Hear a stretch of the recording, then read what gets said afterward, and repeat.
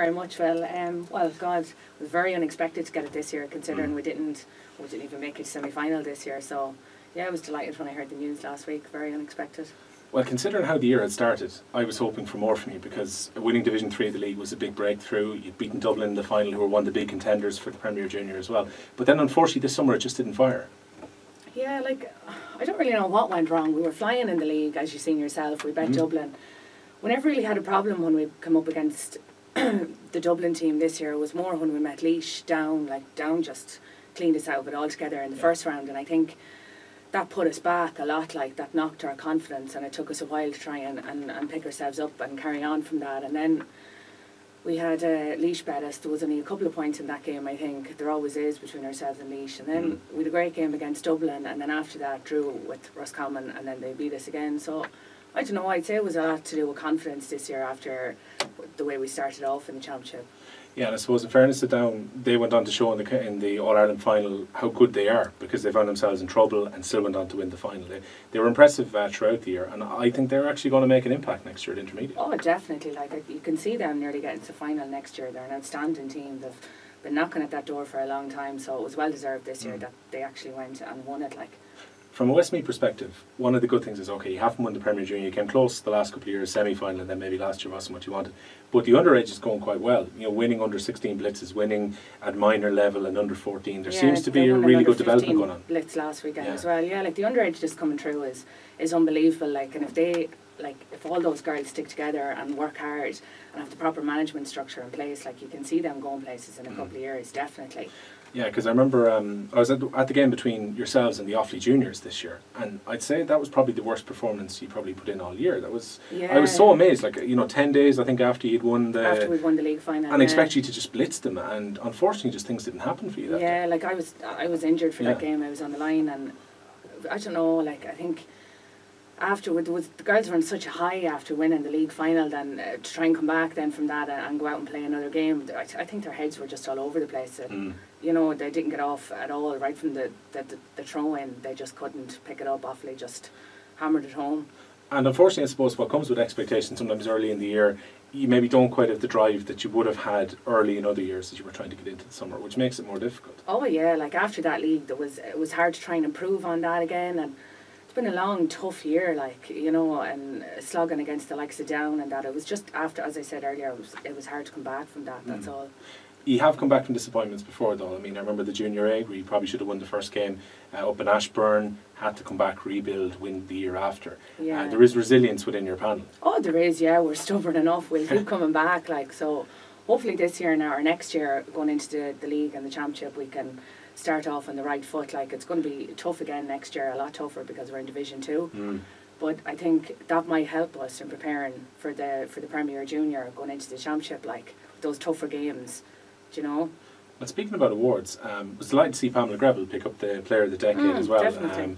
Pamela has been excellent for as long as I've been watching Westmeath, and that's quite a while now at this stage. And to see her recognised was great. She obviously is one of the Soaring Stars who'd won before you. You're the third from the county after Pamela and Denise last year.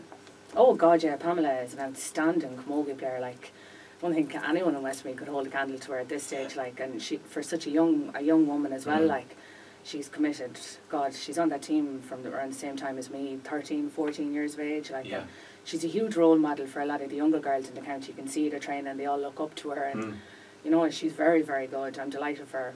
Is that part of the challenge for, I suppose, fair to say, some of the senior players in the panel like yourself? You look at, say, someone like Caoimhe McCrossan, who has, loads of potential, but is that bit young, to try and now bring them through and make them really good in maybe 3 or 4 years' time? Oh yeah, I suppose we would have a what's the word I'm looking for? I don't know, to bring the girls on. Your responsibility. Responsibility, that's it, yeah. Just to try and bring them girls on and keep them interested and keep them going.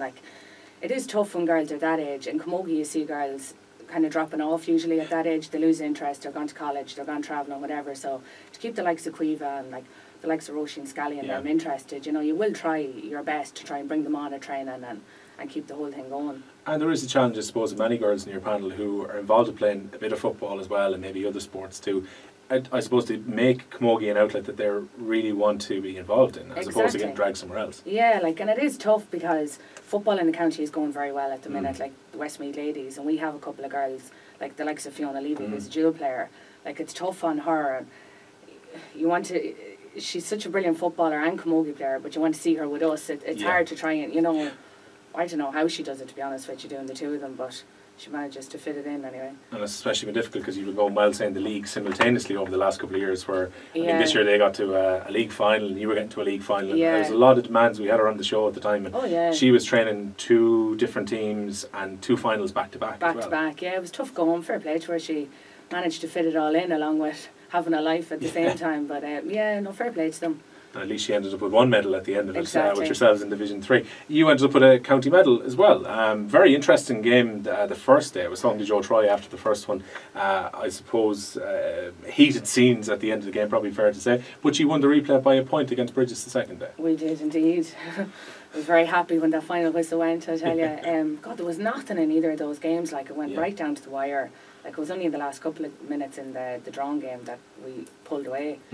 But absolutely over the moon.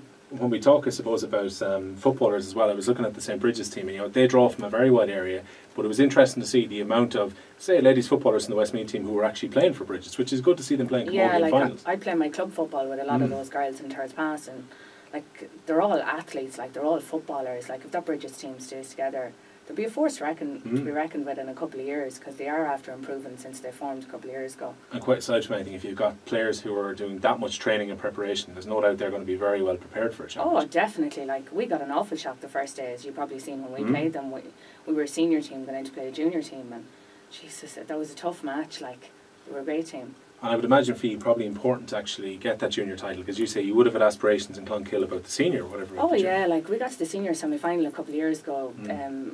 2 years ago, my brother was actually training us. We had a brilliant year that year. Got to the final against Raherney. Things didn't go our way, but we would have liked to improve on that, and for whatever reason we've gone back. So winning the junior this year was definitely a step in the right direction for us, like, just to prove that we are good enough to be in the senior, you know. It is a hard breakthrough to make, though, because in fairness to the Gaels and to Raherney, and I suppose Mun is back a while ago as well, especially the Gaels and Raherney have been very strong the last 3 or 4 years. Oh yeah, like I was there at one stage when I played with St. Munez, and it's so hard for anyone else to make that breakthrough. Like, the Gaels have done it, Raherney have done it. But you'd like to see other teams, the likes of Cullion this year were very unlucky.